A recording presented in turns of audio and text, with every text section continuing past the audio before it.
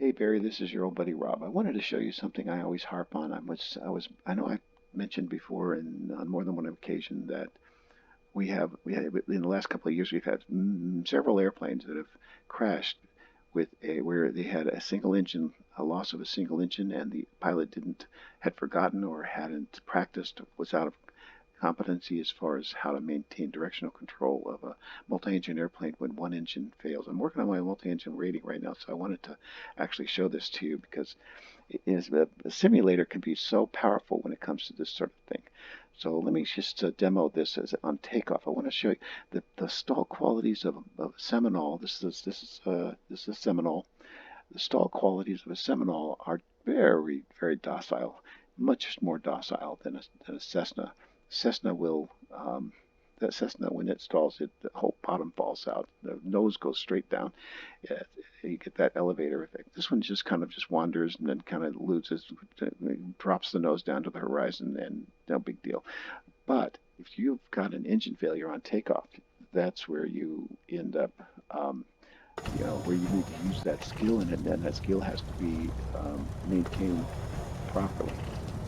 So I want to show this to you because it's just something that I'm working on. So I thought it just kind of demo why it is that, how it is that um, that a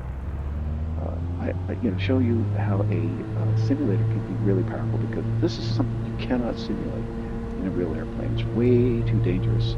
So we're taking off in a multi-engine airplane, both engines running, and as soon as we get a couple few hundred feet off the ground, I'm gonna kill one of the engines.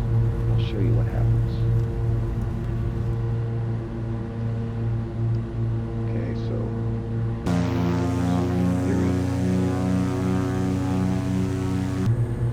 and we're gonna kill the engine. We're gonna kill the right.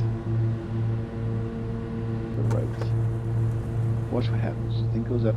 Uh-oh. Now we're troubleshooting, and we're trying to hold. You see that I'm using the rudder to maintain directional control, but we've gotten below blue line, below 85.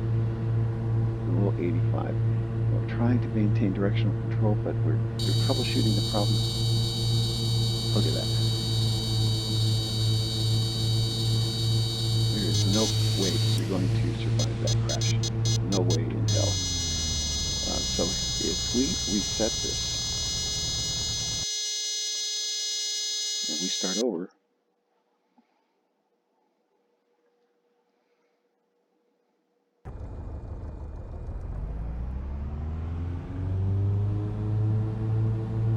oops, it might help if I restart the engine. Ain't going to restart it. Hey, it did restart. How about that? Okay, that's good.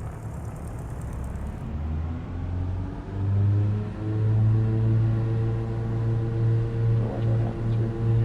We're going to take off. We're going to install the engine.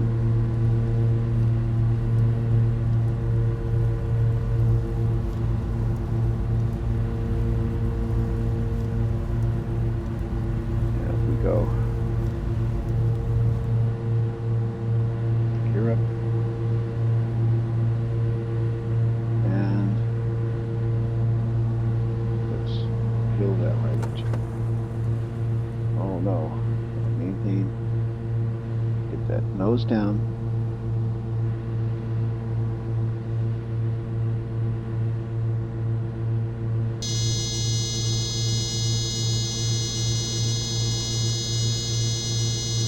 We were climbing a little bit.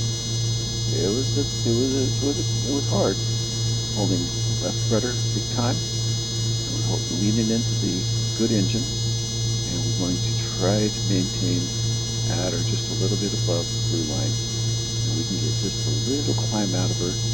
Not much. The trick is get the airspeed, get the gear up, and feather the prop as soon as you can. You have to do it slowly, though. You have to know exactly which engine failed. In this case, we did. We didn't know that. We'd have to do a test. So this is very, very dangerous to do in real plane. Again, if I lose directional control, if I lose my airspeed, go back to let the airplane get out of control because I'm troubleshooting them again. never going to survive this. Nothing you can do. You're dead meat. So critical.